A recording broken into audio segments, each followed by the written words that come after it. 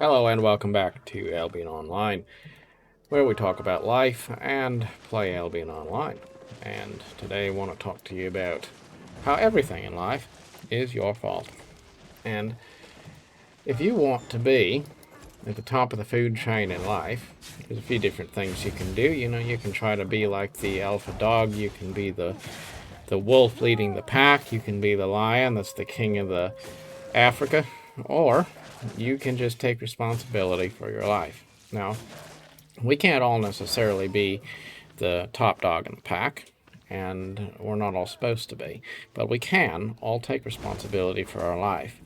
And more, as I make my way through life, I've come to realize the trend that people who always portray themselves as being the victim of something tend to perpetuate that cycle of being more and more a victim, and then it just starts to be a sort of a pathetic thing where they always feel like somebody has done them wrong, and someone always needs to recognize them, and someone always needs to thank them, and someone always needs to somehow gratify their sense of a craving for belonging. And when things go wrong, someone needs to make it right. And we see it in many different ways throughout all different levels of society and workplaces. We see it in entitlement and in everything from government services to the customer that goes to the return desk at a grocery store or a retailer and demands their money back, or is angry because they got a toaster oven that didn't work the way they wanted. People are filled with a sense of wanting to blame somebody else, wanting to find someone that they can put the head up on the stick. And they don't want to actually hold anyone accountable, mind you, because there's a tendency of people to be cowards. People don't want to go and have a talk with somebody. Dear Lord, no. People don't want to talk to somebody. People don't want to go up to somebody and say, hey, I want to talk to you about a grievance I have, and I think there's something wrong and we need to address it. People don't want to do that. They'd much rather go and rat on somebody behind their back, or talk poorly about people at the water cooler. We live in a society of armchair generals, people who sit around, behind a computer screen. They're very bold and they have aggressive political ideas, and they have all sorts of passionate convictions, but where the rubber meets the road, they don't really have any courage, no spine, nothing at all. Just pretty much a victim all the time, wishing that somebody would be an advocate for them. Don't be that person. Understand that your life is your fault. You make bad choices and you're going to have consequences. I make bad choices. We all do. We all do things and we think that it's a good choice, and the truth is it winds up not working out very well. That's part of being human. But you have a choice. Are you going to say, I made a choice and I understand the consequence of my choice, and as a result of that understanding, I'm going to make better choices in the future? Or do you go complain to somebody and say, gee, it's so terrible that my life isn't working out? Nobody really wants to hear that. And that's the most weak, pathetic thing that anybody can do, to go out there and say, my life sucks and it's somebody else's fault.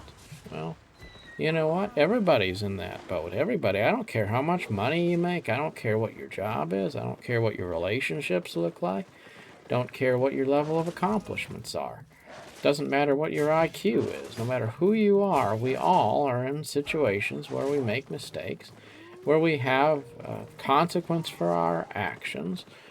Maybe sometimes we just get the short end of a stick. I don't know. But ultimately, we're all in the same boat of having something that we could conceivably blame somebody else for, or look to somebody else to try to fix.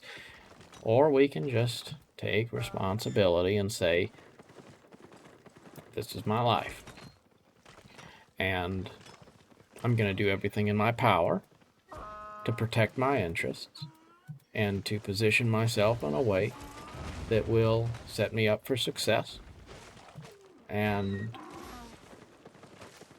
I think a big part of what separates the victim people from the empowered people is, why are you doing what you're doing?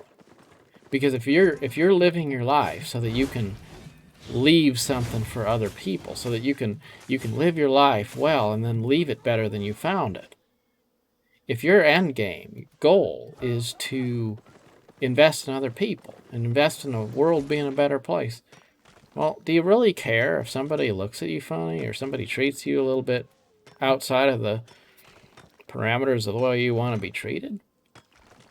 Not really, because that's not why you're here. We're not here to necessarily just have fun. We're also here to make it so other people can have fun and make it so that the world is more likely to be sustainable when we're dead and gone. Like, that's the end game, right? It's not about making sure that for the entirety of our life people treat us the way we want to be treated. When you're there to invest in other people, then you invest in yourself, because if you don't invest in yourself, you have nothing to pass on. And yet, you also are investing in yourself because you intend to pass something on, not because you just think that you are an end in and of yourself. And I think the people who feel like they have nothing tend to be the most selfish people in the world, because they have that attitude that everything in life should serve them. They feel like they're a victim because it doesn't really occur to them that the entire purpose of life is service. And people also feel like maybe there's a certain nobility in being a victim, so they don't go to bat for themselves. It's kind of weird. Like, people don't want conflict. They don't want confrontation. And yet they make conflict with everybody because they don't address things directly, courageously. They beat around the bush. They look for the easy way out until they have to face a problem. And then it's just like if you don't pay your bills. Like, you pay your bills every single week, every month. Whenever you have bills, you pay them. You stay on top of it. You're never going to have a whole lot of a problem. But you don't pay them, and then you let them build up until you get the foreclosure notice and the collection agency notice and all those things. Well, then suddenly it becomes a big problem because you don't face it until you can't avoid it. It's best to address things in a small way, in a consistent way. Do it all the time, and then you don't have to have a crisis every so often. You just deal with it as it comes along. And don't take things personally, because the world is not stacked against you. It just is what it is. It's the way it is, and you just deal. And if you don't like something, then you do something different. If I don't like the boss I have, I'll go work for another one. Or I'll work for myself.